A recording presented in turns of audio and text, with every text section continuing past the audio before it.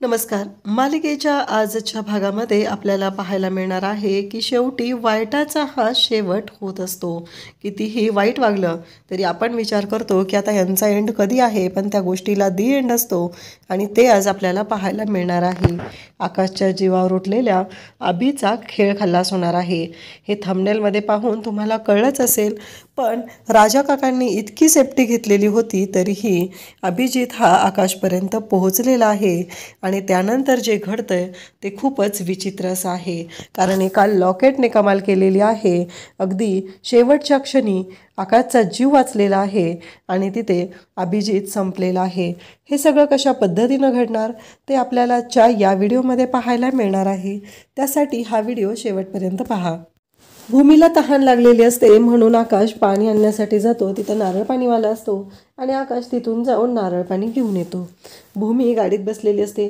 त्याचवेळी एक ताई तिथे येतात आणि भूमीला म्हणू लागतात की प्लीज घ्या ना हो तुम्ही, माझं लेकरू सकाळपासून उपाशी आहे, त्याला काहीच खायला मिळालेलं नाही, यातलं घ्या ना काहीतरी, लॉकेट वगैरे काहीतरी घ्या, असं ती भूमीला सांगत असते.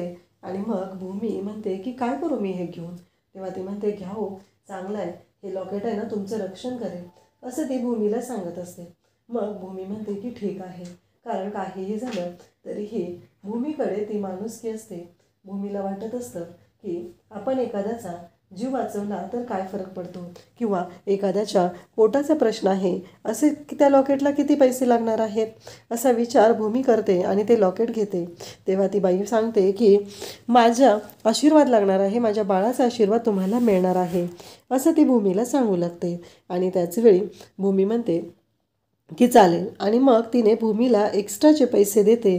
तेव्हा भूमी म्हणत असते अहो पण इतके पैसे कशाला दिलेत, असं भूमीचं म्हणणं असतं. तेव्हा ती म्हणते की हे दिलेले आहेत ना ते तुमच्या बाळासाठी, तुम्हीही खा पोटभर आणि बाळालाही खाऊ घाला, असं भूमीने सांगितलेलं असतं.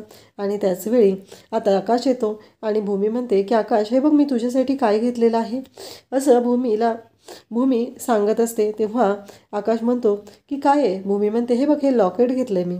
आकाश म्हणतो की काय हे, आता तू काय गाडीत बसूनच शॉपिंग करायला लागली की काय. तेव्हा भूमी म्हणते की हो.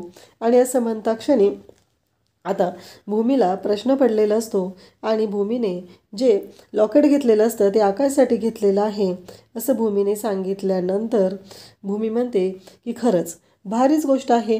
आणि मग इकडे भूमी ते लॉकेट आकाशच्या गळ्यात घालू लागते. आकाश ऐकायला तयार नसतो. भूमी म्हणते की तुला घालावंच लागेल, अरे हे लॉकेट तुझं रक्षण करणार आहे, म्हणून माझ्या नवऱ्याला मला काही झालं नाही पाहिजे, कोणाची नजर नाही लागली पाहिजे, कसं राजबिंड आहे, देखणं आहे ना, असं भूमी म्हणत असते. आणि भूमी आकाशच्या अगदी जवळ जाऊन ते लॉकेट घालत असते.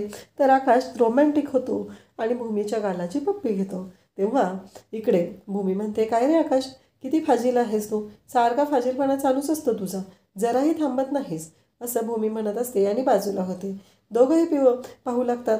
त्यावेळेस आकाश म्हणतो की काय झालं. भूमी म्हणते नाही तसं काही नाही झालेलं, पण मला एक कळत नाही आहे, असं भूमीचं म्हणणं असतं. आणि त्याचवेळी इकडे भूमी म्हणालेली असते की अरे आकाश नारळ पाणी एकच आणलेस तू तुझ्यासाठी, असं भूमी म्हणालेली असते. तेव्हा आकाश म्हणतो की हे काय, थांब दाखवतो. आणि मग त्याने एक नारळ पाणी आणलेलं असतं आणि 2 स्ट्रॉ आणलेले असतात. तेव्हा मात्र इकडे भूमी म्हणते आकाश. तेव्हा भूमीला आकाश सांगतो की हो, असंच नारळ पाणी प्यायचं आहे ना, म्हणून असं केलेलं आहे. आणि मग भूमीला आकाश ते नारळ पाणी देतो आणि दोघंही ते नारळ पाणी पित असतात. इकडं आजी आणि मानसी दोघीजणी पूजा करत असतात. त्याचबरोबर आजी म्हणत असते की अगं आज तो फुलवाला आहे ना मानसी, जरा उशिराच आला गं, ती फुलं आहेत ना, घे इकडे जरा आपण फुलं ही घालून घेऊया इथे, आणि हार पण घालायचा आहे देवीला, असं म्हणत आजी मानसीला हार घ्यायला सांगतात. मग मानसी तो हार घेते आणि त्याचवेळी पाहू लागते. तर इकडे जेव्हा मानसी तो हार घेऊन आता तिथं असते आणि त्याच वेळी आजी तो हार त्या पिशवीतनं काढतात आणि आजींना खूप मोठा धक्का बसतो. आजींना कळतच नाही आहे की हे सगळं काय झालेलं आहे. तेव्हा मानसी म्हणत असते की काय झालं आजी. तेव्हा आजी म्हणतात की अगं हा हार वाढवला गेला आहे, बघ ना त्याचा धागा विरला गेला आहे, मला ना कळेना गेलं आहे की असं कसं झालं. आणि एकतर माझी लेकरं बाहेर गेलेली आहेत, त्यांच्या संरक्षणासाठी मी प्रार्थना करत आहे, आणि हे सगळं अचानक काय झालेलं आहे, हे आजी मानसीला विचारत असतात. मानसी म्हणते हो आजी काय झालं हे सगळं. त्या दोघेही टेन्शनमध्ये असतात आणि त्याच वेळी राजा काका त्याचबरोबर अथर्व तिथे येतात. राजा काका म्हणतात की आजी काळजी करायची, आई काळजी करायची काहीच गरज नाही आहे. आकाशभूमीला काही होणार नाही. इकडे मानसी म्हणत असते की बाबा मला फोन करू द्या ना त्यांना. पण इकडे राजा काका मात्र ऐकायलाच तयार नसतात. राजा काका म्हणतात की नाही करायची गरज, मी सांगतोय ना तुला, अजिबात फोन करायची गरज नाही. परंतु इकडे मानसी ऐकायलाच तयार नसते. राजा काका म्हणतात मी सांगितलंय ना, थांब जरा वेळ म्हणून, मी सांगतोय ते ऐकायचं, असं राजा काका सांगत असतात. त्यांच्या दोघांच्या जीवाला काहीही होणार नाही, मी सांगितलेलं आहे, असं राजा काकांचं म्हणणं असतं. आणि राजा काका वारंवार मानसीला फोन करण्यापासून थांबवत असतात. आणि इकडे राजा काका म्हणत असतात की कोणत्याही गोष्टीची काळजी करायची गरज नाही. तर इकडे आता रागिनी म्हणत असते की अजून आपलं काम का झालेलं नाही, कारण काहीही झालं तरी एवढा वेळ कसा लागलेला आहे आपलं काम होण्यासाठी, कारण एवढा वेळ लागलाच नाही पाहिजे, असं राजा काका इकडे रागिनीचं म्हणणं असतं. तेव्हा अभिजित म्हणत असतो की हो आई, एकतर माणसं मिळत नव्हती, मान्य आहे ना, आणि एवढं सगळं, तेव्हा ह्या गोष्टी घडत असतात.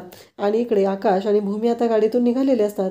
आकाश म्हणत असतो भूमी, काही लोक आपला पाठलाग करतात, एक गाडी आपल्याला फॉलो करते, आपल्याला स्पीड वाढवावं लागेल, नाही तर कदाचित ती रागिनी आत्या आणि अभिजितनं पाठवलेली तर माणसं नसतील ना, असं इकडे म्हणणं असतं. तेव्हा इकडे भूमी म्हणू लागते की हो, असू पण शकतात रे, असं भूमीचं म्हणणं असतं.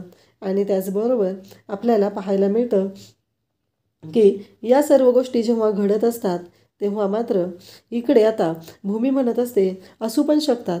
आणि त्याचवेळी भूमीला त्रास होऊ लागतो. आकाश म्हणतो काय झालं, भूमी म्हणते आता खूप वेळ गाडीत बसले ना रे, त्यामुळं त्रास होतोय माझ्या पोटाला, असं म्हणू लागते. आणि त्याचबरोबर इकडे आकाश म्हणत असतो पण आपण जर गाडीचा स्पीड कमी केला तर ती माणसं आपल्याला ओव्हरटेक करतील आणि मग खूप मोठा प्रॉब्लेम होऊ शकतो, असं आकाश सांगत असतो. आणि त्याचबरोबर आकाशचं म्हणणं असतं की नाही भूमी, आपल्याला काही करून आपल्या गाडीचा स्पीड हा वाढवावा लागणार आहे, असं आकाश सांगत असतो. आणि त्याचबरोबर इकडे आकाश गाडीचा स्पीड वाढवतो, तरीही ती मागची माणसं जी आहेत ती खूपच फास्ट त्यांची गाडी येत असते. आणि त्याचवेळी इकडे आकाश म्हणतो की कदाचित आपल्याला ते आता ओव्हरटेक करतील, एवढा मोठा प्रॉब्लेम होऊ शकतोय, असं आकाशच्या लक्षात आलेलं असतं. आणि त्याचबरोबर आकाश म्हणू लागतो की नक्की कोण आहेत ती माणसं, जर रागिनी आत्या किंवा अभिजितनं पाठवलेली असतील तर, हे दोघांच्याही डोक्यात येत असतं. त्यांना दोघांनाही आता भीती वाटायला लागलेली असते. भूमी म्हणते असू शकतात ना रे. तेव्हा आकाश म्हणतो की कितीही करू मी, सांग ना, कारण गाडी फास्ट चालवली तर तुला त्रास होत आहे आणि मग कसं मॅनेज करणार आहे आपण हे सगळं, असं इकडे आकाशचं म्हणणं असतं. आणि त्याचबरोबर आकाश म्हणत असतो की काहीही झालं तरी मला कळत नाही आहे की आता नक्की करायचं काय आहे. इकडे राजा काका म्हणत असतात की तुम्ही अजिबात काळजी करू नका. तेव्हा इकडे मानसी म्हणत असते की बाबा मला एकदा फोन करू द्या ना, म्हणजे ते कुठंपर्यंत पोहोचलेत काय याचा तरी अंदाज घेता येईल. पण राजा काकांचं म्हणणं असतं की नाही करायचं, मी सांगतोय ना. तेव्हा इकडे आजी म्हणत असतात पण अहो तुम्ही एवढं कसं काय स्पष्टपणे सांगत आहात की नाही कॉल करायची गरज, मला ना कळतच नाही आहे. तेव्हा राजा काका सांगतात की मी सगळ्या गोष्टींची व्यवस्थित अरेंजमेंट केलेली आहे, असं राजा काका सांगत असतात. आणि त्यावेळेस राजा काका म्हणू लागतात की मला माहिती आहे की काय होणार होतं, त्यामुळंच तर मी या सगळ्या गोष्टींची अरेंजमेंट आधीच केलेली होती. मला माहिती होतं की असं काहीतरी घडू शकतं आणि म्हणून मी हे केलेलं आहे, कारण आकाश आणि भूमी यांना मी वेगळ्या ठिकाणी पाठवलेलं आहे, असं राजा काकांचं म्हणणं असतं. आणि राजा काका म्हणत असतात की तुम्ही काळजी करायची काही गरज नाही, ते दोघंही सुखरूप असतील. ऐनवेळी मी रिसॉर्ट चेंज केलेलं आहे. हे ऐकल्यानंतर मात्र सगळ्यांना धक्का बसलेला असतो आणि सगळेजण म्हणत असतात की खरंच राजा काका, मानलं पाहिजे तुम्हाला, कारण एवढा चालाकीने तुम्ही निर्णय घेतलेला आहे. तेव्हा राजा काका म्हणू लागतात की कसं आहे, रागिनीला आणि अभिजितला मी चांगलंच ओळखून आहे, रागिनी कशी आहे हे मला चांगलंच माहिती आहे. तेव्हा इकडे आकाशच्या पुढे आता ऑप्शन नसतो, गाडी थांबलेली असते. आकाश त्यांच्याशी बोलायला गाडीतून उतरतो. तेव्हा ते म्हणतात की घाबरण्याची काहीही गरज नाही, कारण मला राजाराम पटवर्धनांनीच पाठवलेलं आहे. तेव्हा आकाश म्हणतो काय, तेव्हा ते सांगतात की हो, आणि मग ते एनव्हलप द्यायचं आहे असं सांगतात. मग ते एनव्हलप आकाशच्या हातात दिलं जातं. आणि मग आकाश म्हणतो की रिसॉर्ट चेंज आहे. आकाशला टेन्शन येतं. तेव्हा आकाश भूमीकडे येतो आणि मग तेवढ्यातच राजा काकाचा फोन आलेला असतो. राजा काकाचा फोन आलेला पाहून आकाश म्हणतो की अगं भूमी, राजा काकाचा फोन आला. तेव्हा भूमी म्हणते काय झालं बघा बरं. असं म्हणता क्षणी आता भूमीने आकाशला फोन उचलायला सांगितलेला असतो. आकाश फोन उचलतो. राजा काका म्हणतो की अरे काळजी करू नको, ती माणसं मीच पाठवलेली आहेत आणि हे सगळं मला तुझ्यासाठी करावं लागलं कारण एक प्रायव्हसी सिक्युरिटी पर्पज म्हणून मला हे करावं लागलेलं आहे आणि त्याचं टेन्शन घेऊ नको असं राजा काका सांगत असतात. तेव्हा आकाश म्हणत असतो म्हणजे, तेव्हा राजा काका म्हणतो की तुझ्या आत्याला मी चांगलंच ओळखून आहे, कारण मला माहिती आहे की तिने तुमच्या जीवावर उठणार, कारण 2 माणसं या घरात राहतात, जी 2 माणसं तिला सामील आहेत आणि हे सगळं आपला जो प्लॅन आहे तिकडं सांगू शकतात आणि तुमच्या जीवाला धोका नको म्हणून मी हे सगळं केलेलं आहे. तुम्ही बिंदास्त ट्रिप एन्जॉय करा. अचानक मी रिसॉर्ट चेंज केलेला आहे, त्याचं एकमेव कारण तेच आहे.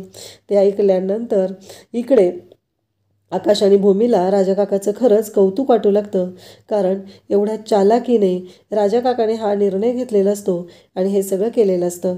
त्याचवेळी घरात पण सगळे खुश झालेले असतात, कारण राजा काकांचं हे जे अचानक चेंज केलेलं प्लॅनिंग ऐकून सगळ्यांना खरं तर आनंद झालेला असतो. आजी म्हणत असतात की खरंच मानलं पाहिजे आणि इकडे भूमी पण खुश झालेली असते आणि राजा काकाने सांगितलेलं असतं की काळजी करायची काही गरज नाही आहे, ते सगळं व्यवस्थित होणार आहे असं राजा काकाने स्पष्टपणे सांगितलेलं असतं.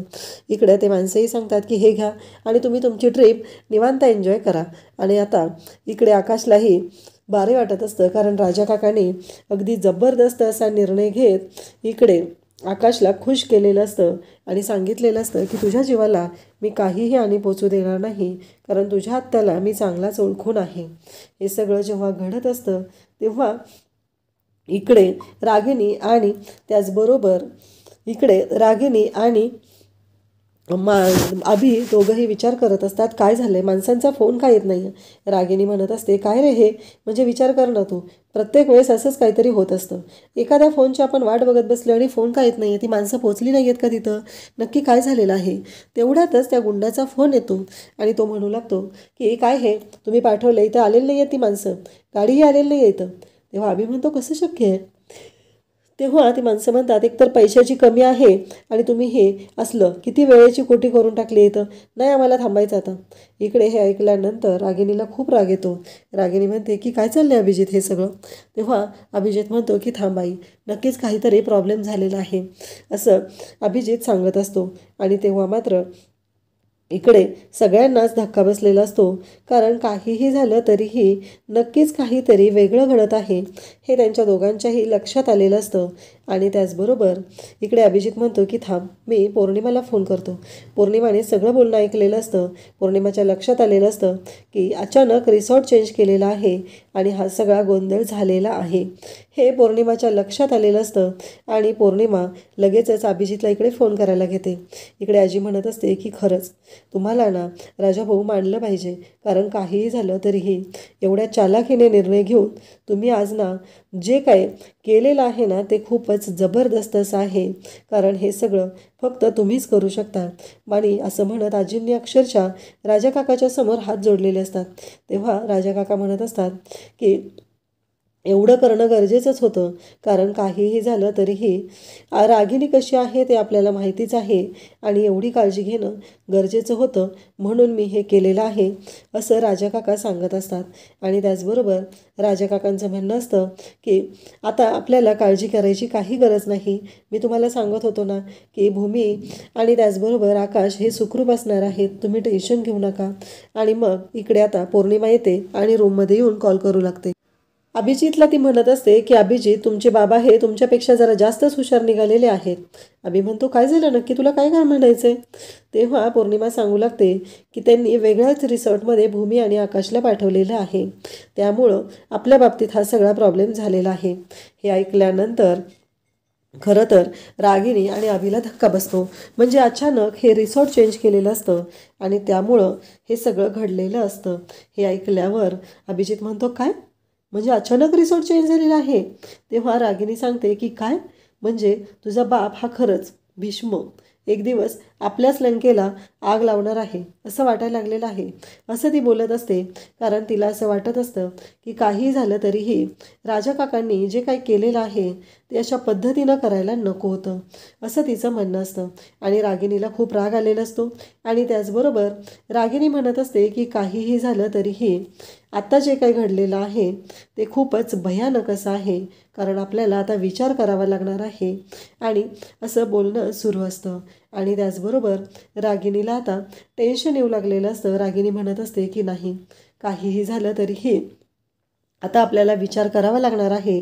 आई, ती संधी आपल्या हातात आलेली होती आणि तुझ्या बापाने ती घालवलेली आहे असं म्हणत रागिणी टेन्शनमध्ये असते.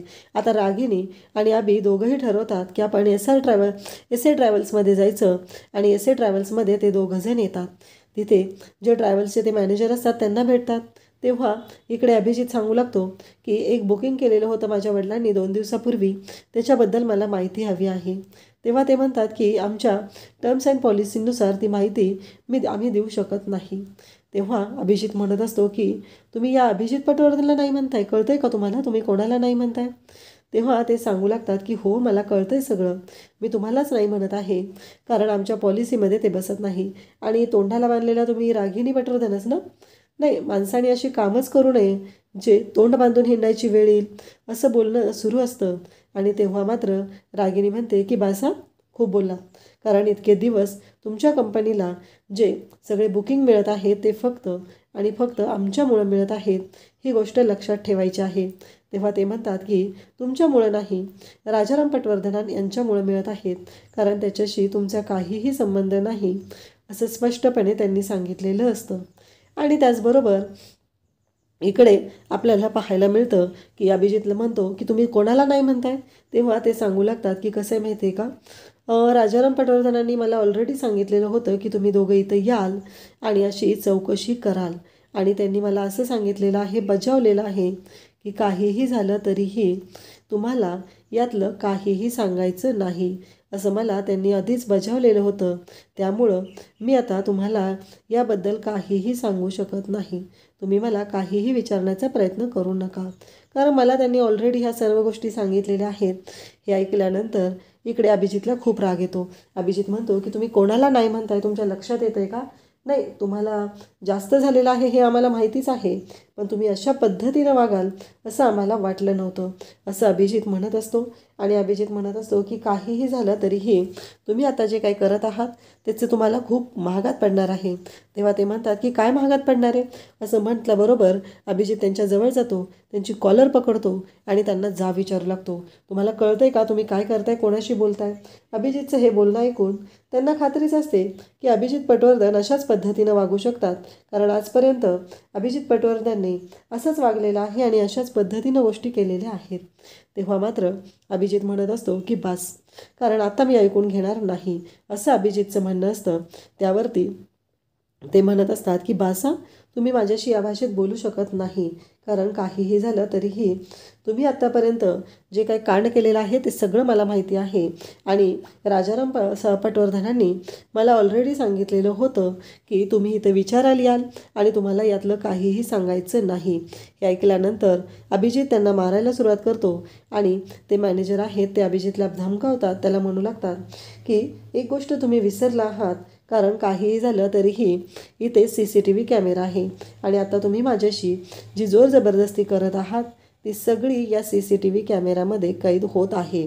आणि एकदा का हे फुटेज जर पोलिसांना दाखवलं तर तुमची काय वाट लागणार आहे याचा विचार करा, हे सांगितलं जातं. तेव्हा मात्र अभिजितला कळायचं बंद होतं. अभिजित म्हणतो की नक्की काय आहे हे सगळं, आणि अभिजितला धक्का बसलेला असतो.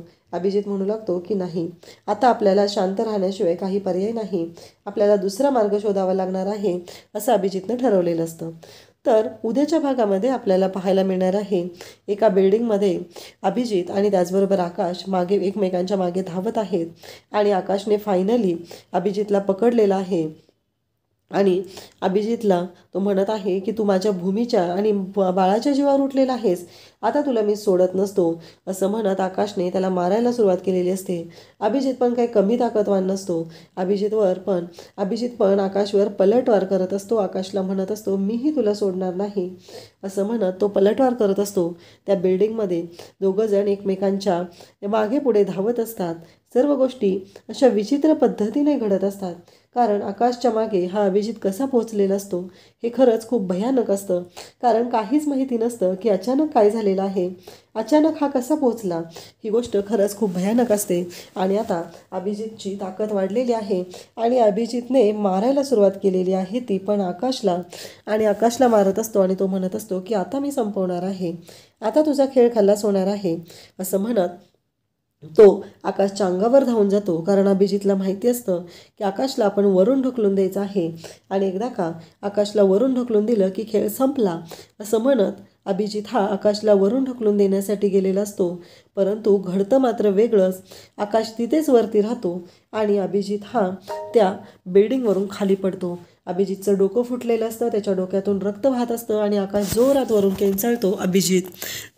आता अभिजित तर वरून पडलेला आहे, त्याचं डोकं फुटलेलं आहे, रक्त वाहत आहे. नक्की अभिजित जिवंत असेल का? कारण तो तर आकाशला मारायला आलेला होता, पण देवाने न्याय केलेला आहे. आकाश जिवंत आहे. त्या लॉकेटनं आकाशचं रक्षण झालेलं आहे आणि अभिजित हा खाली कोसळलेला आहे. अशाच अपडेटसाठी चॅनलला सबस्क्राईब करा. थँक्यू.